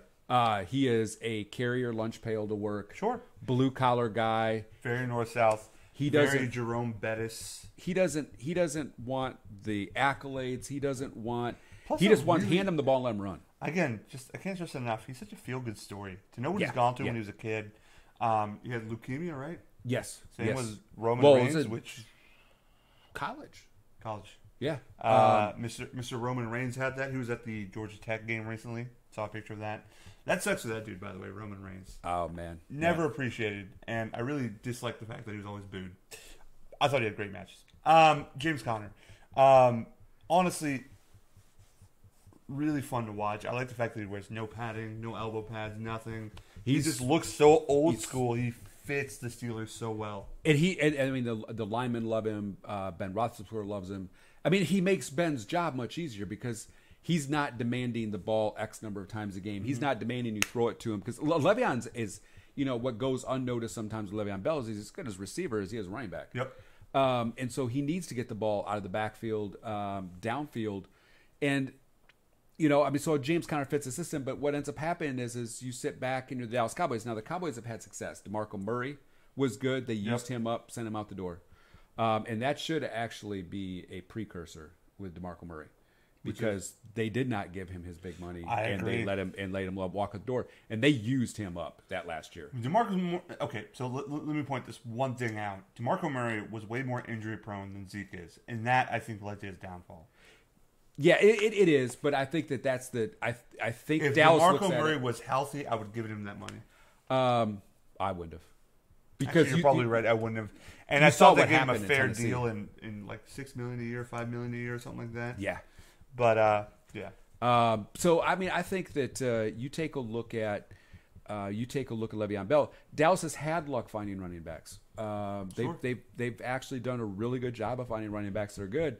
And so why would you pay? Because let's face it, Zeke's going to want. Here's what happens though. You pay him, he gets hurt, and now what? Same thing with any other player that gets hurt that you pay. Tony Romo got hurt. Then what? He was out 6 games. When he was out those 6 games last year, I think we lost those games because we didn't have him. He is that important to the offense. And he was in his 2nd year at that time. Yeah, well, yes, but... That's how young he was. He's in his 3rd year now. Actually, it was his rookie year when he did that. No, who was it? Last year was his 2nd year. That's what I'm saying. Last year is when he got suspended. Oh, suspended. Yes. Yeah. I got you. He's in his 3rd year now. I mean, he is as viable. He is that offense. I'm sorry to say he is. It's a running back. So I mean, if it was me, if I was the GM, I'll be honest with you, I would actually. I know it sucks, but it's a loophole the teams have got. There are some outliers out there where Steven Janikowski is getting paid still. He was one. That man, he can still kick 60 yards. He's still kicking 60-yarders. Was he like 42? He's old as shiznizzle. I mean, he might be kicking drunk, but he's still making them. On that note, that's going to be our show today. It's Real Wrestling Podcast. Thank you for joining us. I'll be sure to subscribe to your page after this. Neil likes to do this thing where he wants to recommend an app. And I know he has one lined up, so I'm going to do something a little different. I'm going to let Neil recommend his app. I'm going to recommend a YouTube page. Really? One that I genuinely love. To me, I've become a wrestling fan again in recent times. And to me, this YouTube page has, revived my love for wrestling. Check it out. If you had a childhood that was centric towards old school wrestling, check out the page OSW Review. OSW Reviews. They are one of the funniest YouTube pages out there. They will take, it's called Old School Wrestling Reviews. They take old school wrestling pay-per-views and they talk about it and they review it, and it's so damn funny. It is hilarious. I can't stress it enough. I even got my brother, who is out of the wrestling scene, to watch it, and he can't stop watching these episodes on YouTube. They're amazing. They're great. Love it. Also, check out It's Real Wrestling Podcast. We have him here. Let him know what's up. Absolutely. It's time. I'm actually trying to name this segment, and maybe it's apps for you. Sure. Let's go with apps for you. It's time for the apps for you segment. Okay. This week, we're going with, you can't really see this, Robinhood. You can't see shit. It's just a white screen. Just say Robinhood. All right. My face is not recognized. Can you believe my face is not recognized? My face should always be recognized. I have a hard time recognizing there we go. You, that's maybe because I don't want to. That's completely different. So that is what the app kind of looks like when you open it up. So Robinhood is, if you heard me a couple weeks ago, I brought up Webull. Webull is a stock app that you can trade for free. Robinhood has been around longer. It's actually the original app that actually came out with that, where you can trade for free. Right now, Robinhood has going on a special where if someone recommends you to sign up, and you sign up underneath their link, the person that recommended you gets a free stock, and you get a free stock as well. So anyways, Robinhood, fantastic app, easy to use. I've used it actually for a number of years. Since it came out, I was one of the ones on the original waiting list when it came out. Incredibly easy to use, great information on the app itself. You'll enjoy it a ton. So again, check it out, Robinhood. It is a stock app, and I will send you a link so you can sign up for it, and I can get my free share. I don't care. Anybody else? Let me know. I'll send you a link. On Let that me note, get a free share I too. just actually subscribed to It's Real Wrestling Podcast. Definitely going to check out your page. By virtual currency, are you talking crypto? If you are, yes, you can get Bitcoin and Ethereum. you can trade both of those. I'm going to make this real quick because I have to go pick up my dog from PetSmart. Is Bitcoin still as popular as what it was, let's say, 4 or 5 months ago? Well, 4 or 5 months ago, it actually came up a little bit. It's taken a big dip, and we'll have to do a more in-depth podcast Sure. in the future. It will make its revival again, but yeah, it's coming. It's coming along. It's coming along. Okay, cool. Well, I'd love to talk about it soon. I know you're big into economics. Economics is actually I love super my interesting crypto to me. too. So Actually, yeah. mine for cryptocurrency. Little known fact. You're what? I mine for cryptocurrency. So there's a gold rush for cryptocurrency? Is there an old Man, 40? do I actually know something that you don't know about a computer? I mean, I get the servers and storage stuff. But What? do I actually know Neil, something that you don't know? Neil, what is this dumb notion Man, about it's. what? Computer? I'm actually gonna write this down. The man that's still making fun of me because I didn't know there was a flash on a phone. It's easy to not know that. Rip them. Anyway, guys, that's our show. Thank you so much for joining us. Thank you for talking with us. Always fun. Next week we doing the same thing? Are you gonna be out of town? No. I'm in town. I don't go out till Christmas. Okay, cool. So yeah, we're Cool. good next week. Is it Christmas Day or what's your schedule for that? No. We leave the Friday before Christmas. Okay. We're gonna drive up to Wisconsin. So Friday before, and we'll be gone for a week. Come back that next week. That New Year's. I think we'll be back by the 1st. Okay, cool. So yeah. So that's kind of broadly our schedule. But next week, What day? we'll do Wednesday again. Okay. Because I fly out Friday to California. Wedding. If you know anything about Arabs, their weddings are extravagant. It is a fun time. Little known fact: I DJ'd an Arab wedding. I can see why you don't do it anymore because One of the most fun, although I was the most nervous I've ever been. One of the most fun weddings I've ever been. they party. It's a good time. It's great. Awesome experience. music. Oh yeah, it's loud. It's banging. It's banging, bro. That actually came off weird. Anyway, whatever. Thank you guys for joining the show. Please like, subscribe, share, and we'll see you guys next week. Bye. Peace.